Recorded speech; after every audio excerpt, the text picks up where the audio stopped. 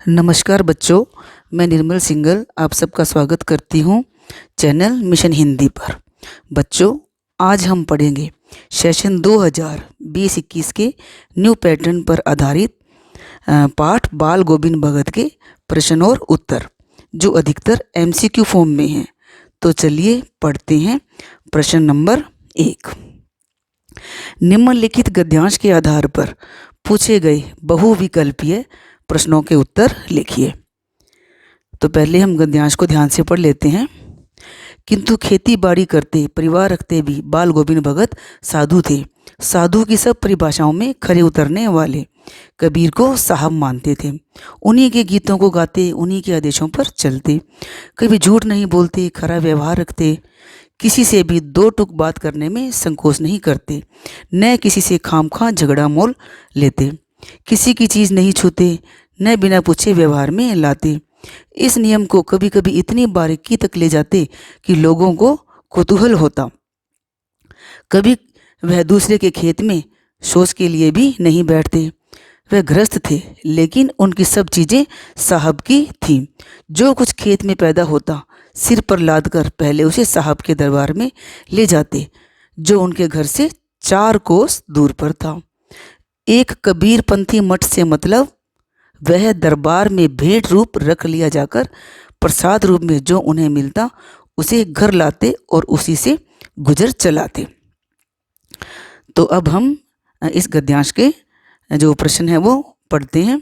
Number 1। बाल गोविंद भगत किसे साहब मानते थे? क रहीम, ख सूरदास, ग कबीर और घ तुलसीदास। तो सही उत्तर है ग कबीर। प्रश्न नंबर 2। बाल गोविंद भगत सच्चे साधु क्यों थे? क वे साधुओं वाली वेशभूषा पहनते थे। ख वे साधुओं की तरह भजन कीर्तन करते थे।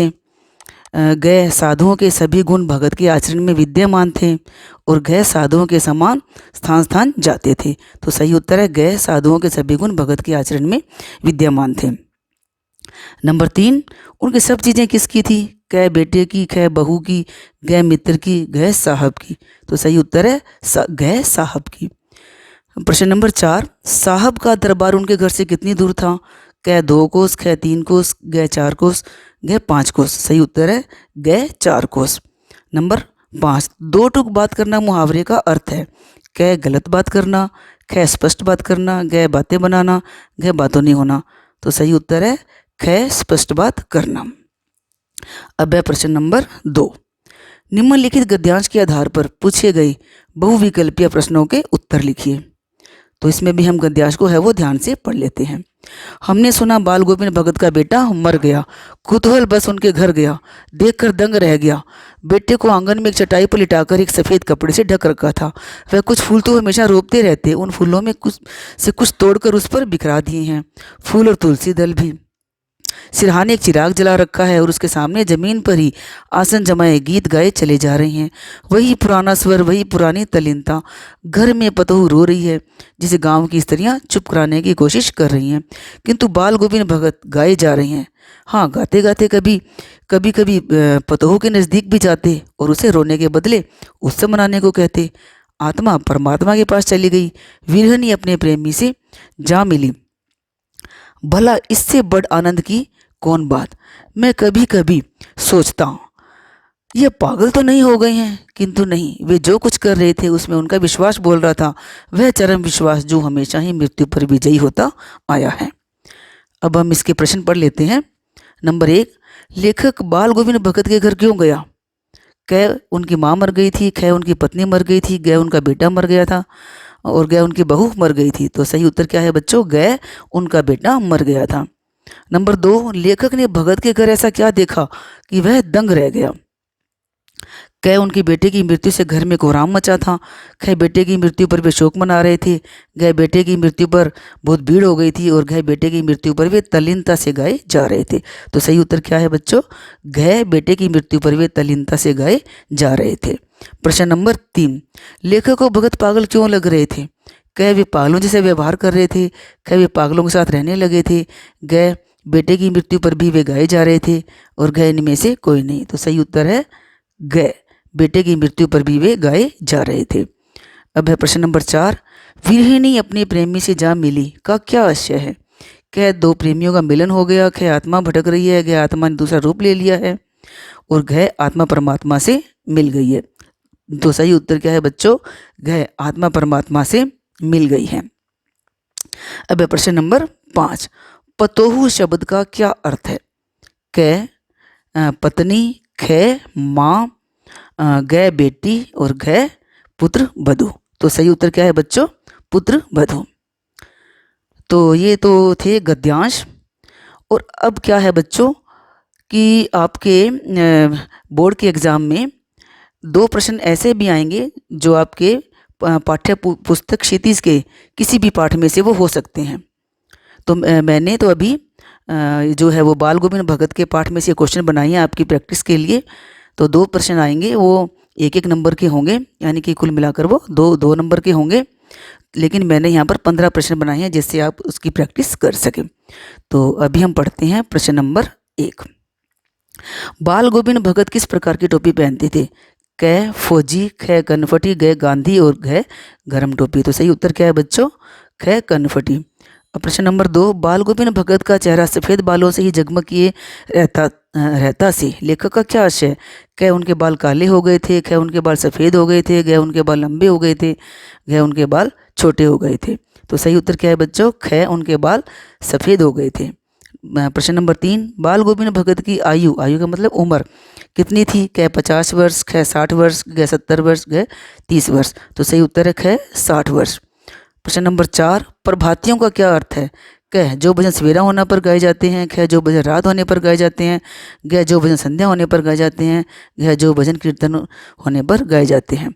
तो सही उत्तर क्या है बच्चों? क जो भजन सवेरा होने पर गाए जाते हैं। प्रश्न नंबर 5, भगत अपनी प्रभाती किस महीने से शुरू करते थे? क पोष के महीने से, ख कार्तिक के महीने से, ग माघ के महीने से और ग है फागुन के महीने से। तो सही उत्तर क्या है बच्चों? ख कार्तिक के महीने से। अब प्रश्न नंबर 6, पूरब में लोही लग गई थी का क्या आशय है?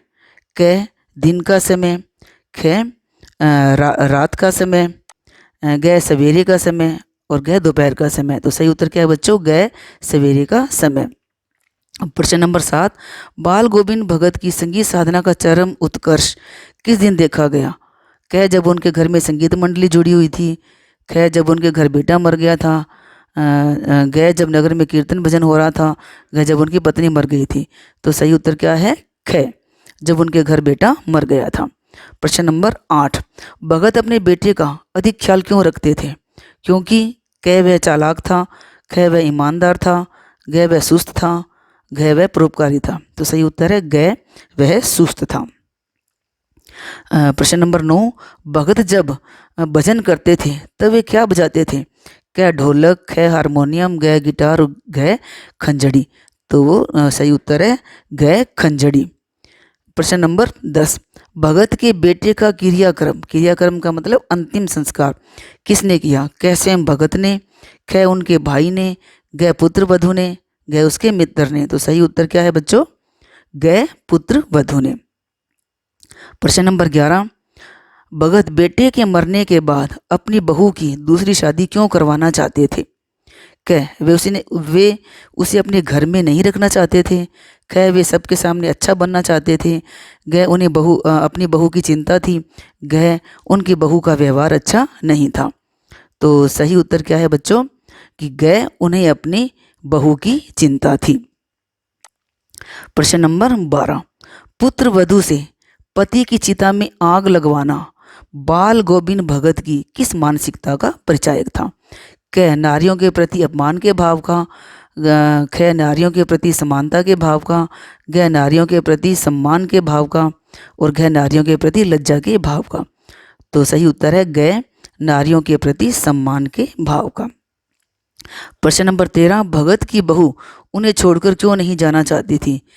क उसे भगत की संपत्ति से प्यार था, ख उसे अपने ससुर की चिंता थी, ग लोगों के डर के कारण और घ किसी मानसिक तनाव के कारण। तो सही उत्तर क्या है बच्चों? ख उसे अपने ससुर की चिंता थी। प्रश्न नंबर 14, बाल गोविंद भगत पाठ के लेखक कौन है? क स्वयं प्रकाश, ख यशपाल, ग रामवृक्ष बेनीपुरी, ग यतीन्द्र मिश्र। तो सही उत्तर क्या है बच्चों? ग रामवृक्ष बेनीपुरी। 15 अपने बेटे के मरने पर भगत ने पतोहू को रोने के बदले क्या करने को कहा? क कीर्तन करने को, ख भजन करने को, ग उत्सव मनाने को और घ घर से बाहर जाने को। तो सही उत्तर क्या है बच्चों? ग उत्सव मनाने को। तो बच्चों प्रैक्टिस के लिए हमने ये एमसीक्यू कर लिए हैं तथा बाकी के प्रश्न भी हम अभी करेंगे। तो इसी टाइप के नेताजी का चश्मा पाठ के प्रश्न उत्तर देखने के लिए आप डिस्क्रिप्शन बॉक्स में दिए गए लिंक पर क्लिक कर सकते हैं। तो चलिए अब हम करते हैं बोधात्मक में ज्ञानात्मक प्रश्न। तो इस प्रकार के प्रश्न हैं वो आपकी परीक्षा में 5 प्रश्न पूछे जाएंगे, जिनमें से आपको 4 करने होंगे और ये सारे प्रश्न हैं वो 2-2 नंबर के होंगे। तो इस प्रकार 8 नंबर हैं वो आप आसानी से ले सकते हैं।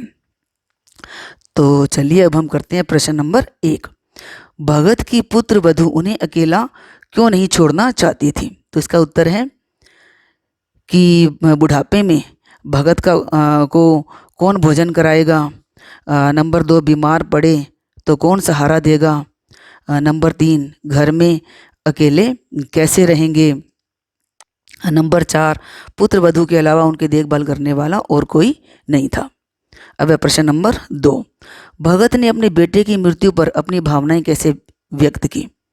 तो इसका उत्तर है मृतक पुत्र को चटाई पर लिटाकर सफ़ेद कपड़े से ढक दिया। नंबर 2 उसके ऊपर फूल और तुलसी के पत्ते बिखेर दिया। नंबर 3 सिरहाने पर एक दीपक जला दिया। नंबर 4 मृतक पुत्र के समीप बैठकर कबीर के पद गाने लगे। और नंबर 5 पुत्र वधू को समझाते यह समय रोने का नहीं उत्सव मनाने का है। अब प्रश्न नंबर 3। पाठ में वे कौन से प्रसंग आए हैं जिनसे हमें पता चलता है कि बाल गोविंद भगत प्रचलित सामाजिक मान्यताओं को नहीं मानते थे? तो इसका उत्तर है बच्चों नंबर 1 सामाजिक मान्यता के विरुद्ध पुत्र वधू से पुत्र की चिता में आग लगवाते हैं। नंबर 2 विधवा पुत्र वधू को उसके भाई के साथ भेजकर उसका दूसरा विवाह करने का आदेश देकर विधवा विवाह का समर्थन करते हैं। नंबर 3 पुत्र की मृत्यु पर शोक न मनाकर कबीर के पद गाते हैं।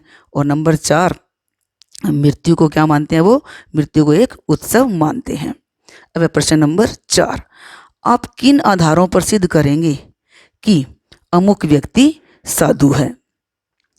तो इसका उत्तर है उसके कर्म में परोपकार की भावना हो, जो दूसरों के कल्याण की बात सोचता हो, जो दिखावे से दूर और सरल स्वभाव वाला हो, लोभ स्वार्थ से दूर त्यागपूर्ण जीवन जीता हो, अपने उपदेशों को आचरण में भी उतारता हो। अब प्रश्न नंबर 5। बाल गोविंद के मृत्यु के संबंध में क्या विचार थे? तो इसका उत्तर है कि वे मृत्यु को दुख का अवसर नहीं मानते थे। नंबर 2 मृत्यु आत्मा के परमात्मा से मिलने का पवित्र अवसर है, ऐसा वे मानते थे। नंबर 3 मृत्यु का समय रोने का नहीं उत्सव मनाने का, ऐसा उनका मानना था। और नंबर 4 आत्मा को शरीर के बंधन से मुक्ति मिलने का अवसर है, ऐसा वे मानते थे। तो अब है प्रश्न नंबर 6। बाल गोविंद भगत गृहस्थ होते हुए भी साधु थे, यह आप कैसे सिद्ध कर सकते हैं? तो इसका उत्तर है नंबर 1 उनका भरा पूरा परिवार था, फिर भी उनकी भक्ति साधना सहज रूप से चलती थी। नंबर 2 वे खेती बाड़ी भी करते थे, लेकिन उनका आचरण एक साधु के समान था। नंबर 3 उन्हें पारिवारिक संपत्ति से किसी प्रकार का मोह नहीं था। और नंबर 4 उनकी वेशभूषा और उनका आचरण साधुओं जैसा था। अब है प्रश्न नंबर 7। बाल गोविंद भगत की संगीत साधना का चरम उत्कर्ष कब व किस रूप में देखा गया? तो इसका उत्तर है जब उनके इकलौते पुत्र की मृत्यु हुई, तब साधारण लोगों के समान पुत्र की मृत्यु पर उन्होंने विलाप नहीं किया, बल्कि पुत्र की मृत्यु पर कबीर के पद गाने लगे। अब है प्रश्न नंबर 8। बाल गोविंद भगत के जीवन से हमें क्या प्रेरणा लेनी चाहिए? तो इसका उत्तर है कि हम परिश्रमी बने और आडंबर और दिखावे से दूर रहें, सामाजिक कुरीतियों के खिलाफ आवाज़ उठाएं और महिलाओं का सम्मान करें। तो बच्चों, न्यू पैटर्न पर आधारित अगले चैप्टर के नए नए वीडियो देखने के लिए आप मेरे चैनल मिशन हिंदी को सब्सक्राइब, लाइक और शेयर करना न भूलें। धन्यवाद।